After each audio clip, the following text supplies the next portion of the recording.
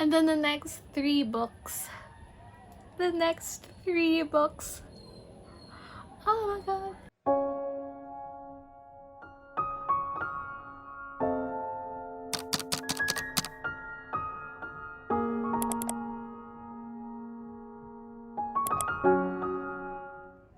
Hey guys, it's Alex on the block, and today I'll be talking about all the books that I've read in the month of January. So let's get cracking. So January was a pretty good reading month for me. I've read a lot of fun books. I just have my bullet journal and I've read 1, 2, 3, 4, 5, 6, 7, 8, 9, 10. 11. So I've read 11 books in January, but a lot of them are quite short, and there are 3 graphic novels, I believe. Oh no, 4 graphic novels. So the first book that I've read in January was Nevermore, and it was honestly the best way to start the year. So Nevermore is a middle grade fantasy series, and it follows this girl, Morgan Crow, who is a cursed child and is destined to kind of die on her 11th birthday, but then this man named Jupiter North whisks her away to the magical land of Nevermore, and there she finds a family. Just, oh my gosh, this book gave me so much happiness. It's absolutely magnificent. Just, oh my gosh.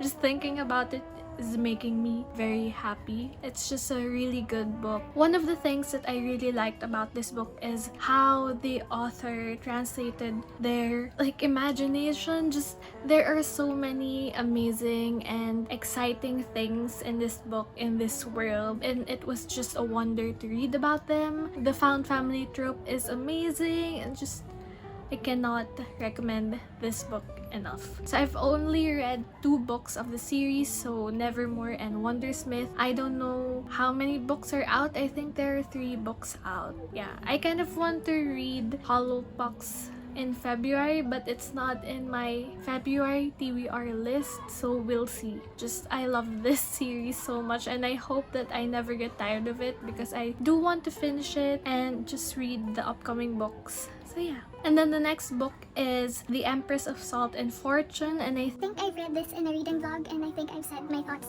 there. The Empress of Salt and Fortune is a short story, and it's fantasy, and I believe the author is Malaysian, I think. But yes, this was an amazing read as well. So I gave it 4 stars, and I read it on audiobook, and it was just a really fast read and listen, I guess. So this is about Rabbit, who is the handmaiden of the Empress, and then it follows how Rabbit tells her and the Empress's story to Chi, and it's just so beautiful. So it's like kind of like a fairy tale. No, it's not like a fairy tale, but just the storytelling aspect of it is just so wonderful. The writing is beautiful, and the world that the author builds is just rich and magical and magnificent, and oh my goodness, it's just... But I did say this in my reading vlog as well. I feel like I have to reread this book because there's still some confusion as to what really happened for me. Like, not the ending, just some of the events in the book was quite confusing to me, but that's probably just my fault. I don't know. I think this would be best read ebook or physically, because audiobook you kind of want it to be faster. Like, I always read audiobooks 2 times speed, so I really missed some of the details in the book. So yeah, I really want to reread it someday, physically or an audiobook. I feel like this book will be great as a book that you study in literature, because I feel like there's a lot of metaphors and a lot of digging around in this book just to appreciate it more. So yeah, but nevertheless, even though there's still some confusion on my part, it's still a very good book, and I absolutely enjoyed reading it. And then the next book is one of my 2020 anticipated reads, I think. Yes, I was so excited to read this, but then I forgot, which is the theme for my reading life. But I am so happy that I actually remembered that I wanted to read this book because it turned out to be so good. So this is Cemetery Boys, and I gave it 4 stars. I gave it 4 stars, and I read it on audiobook as well, which was really fun because I got to hear the correct pronunciation, because there's a lot of culture related words here, like culture related passages, some words that I'm not familiar with, and it was nice to hear it on audiobook because then I'd know that, oh, this is how it's actually pronounced, and it made it much more atmospheric and much more fun to read. So yeah, this book is about Yadriel, who is a trans boy, and he just wants to prove himself to his family. So he's a brujo, which is essentially they see ghosts and they ensure that there are no bad spirits, evil spirits, just something like that. So yeah, and then he and his cousin Maritza, they try to summon their dead cousin just to know what really happened to him, but then they summon someone else who is Julian Diaz, and this Julian Diaz is actually like a bad boy in Yadriel's school, and it was just so fun to read about. Oh my gosh. So some of the things that I liked about this book was, if you can see me looking there, it's because my laptop is there and I have my Notion up on the screen. So yeah, some of the things that I liked is how descriptive and lush the writing of the author is.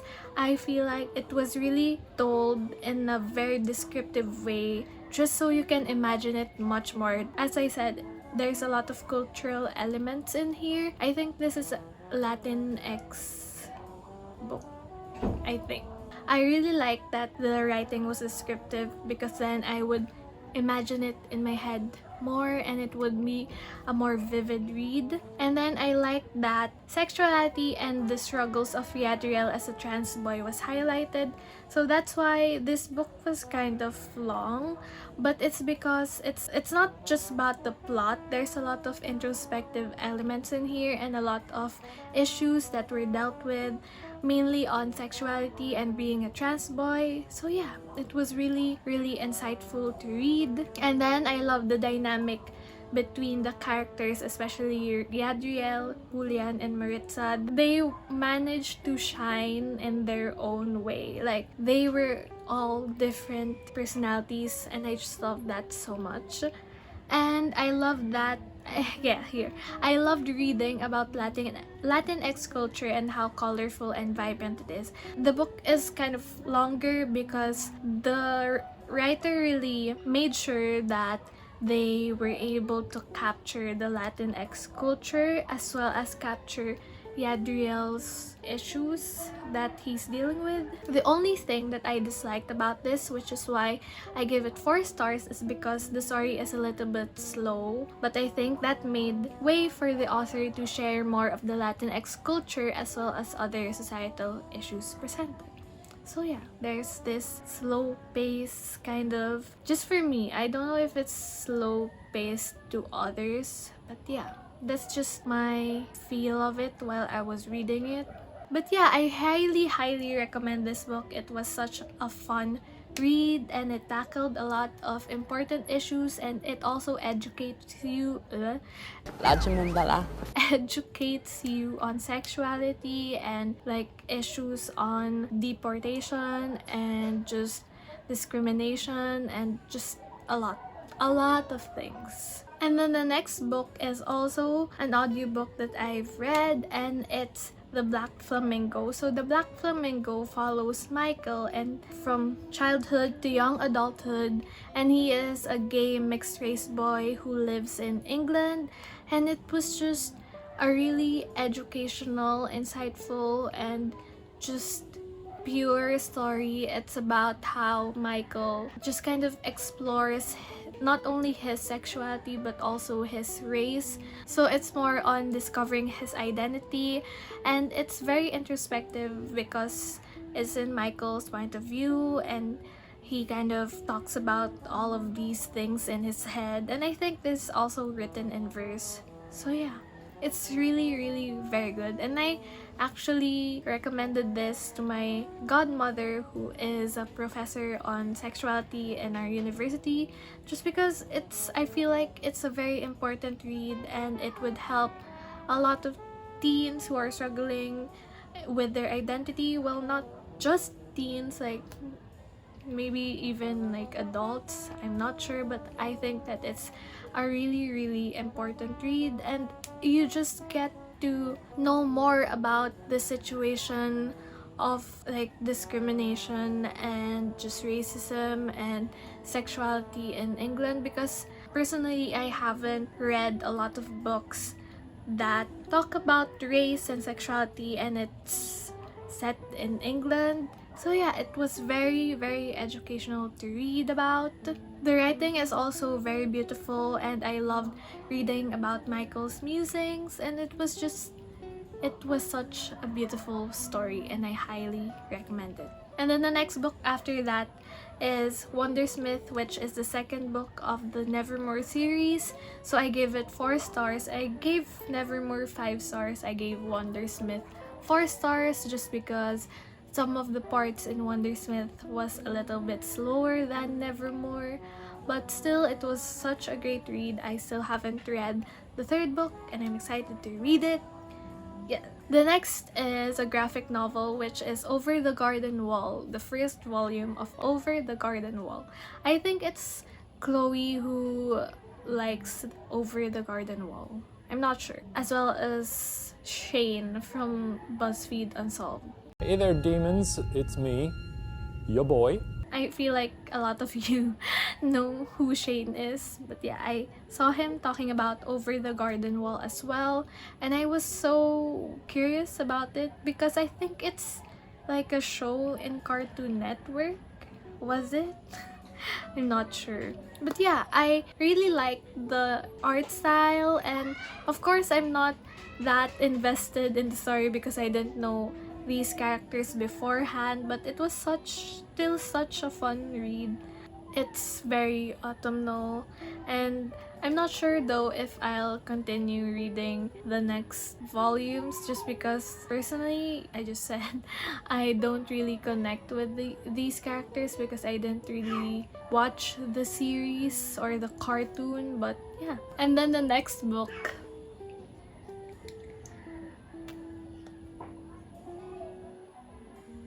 the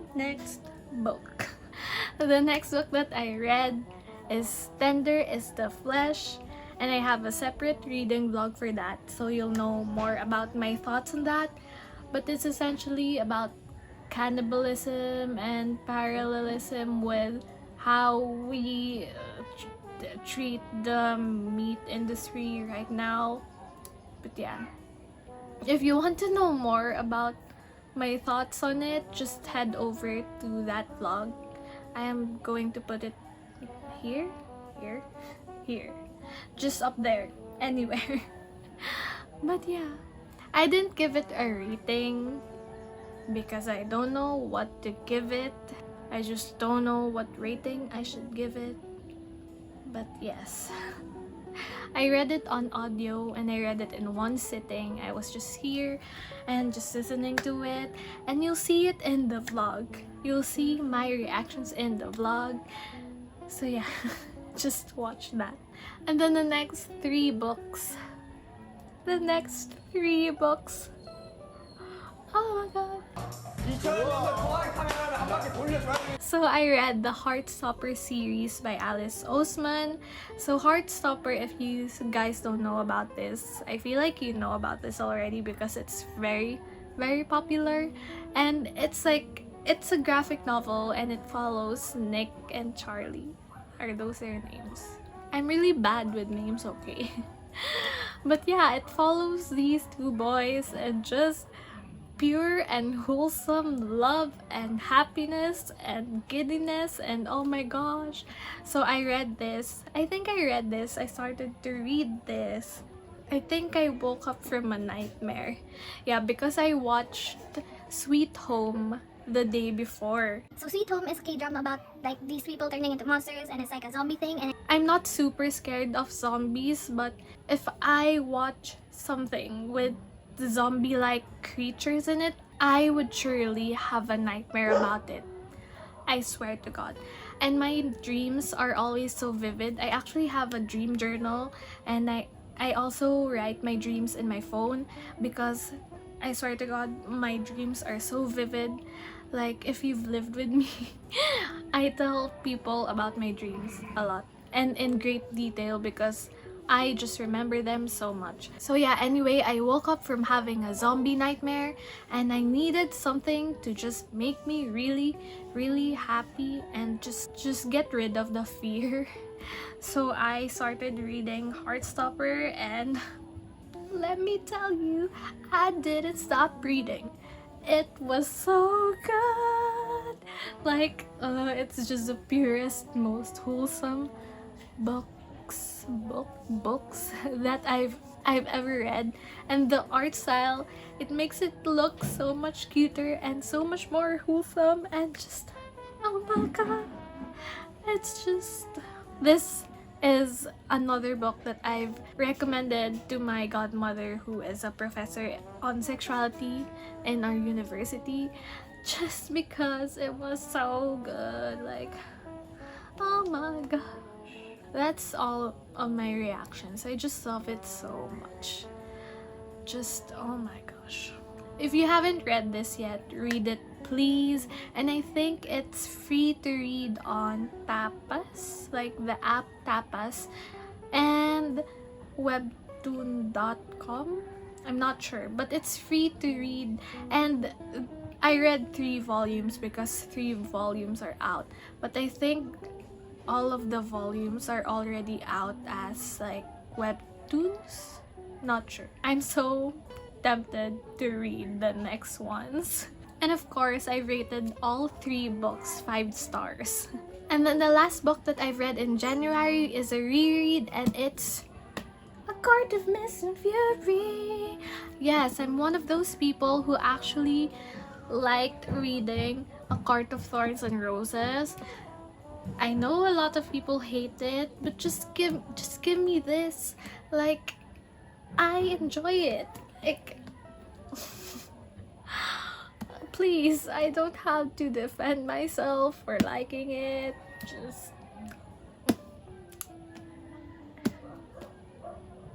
I just like it. And this is my favorite book in the series. This is the second book of the series. So you have A Court of Thorns and Roses, and then this one, A Court of Mist and Fury, and then this one, I have it here, A Court of Wings and Ruin, and I'm also rereading this, so I'm here. So yeah, and then there's also A Court of Frost and Starlight, and I think a new book is coming out this year about Nesta, which is the main character's sister, like what's her name?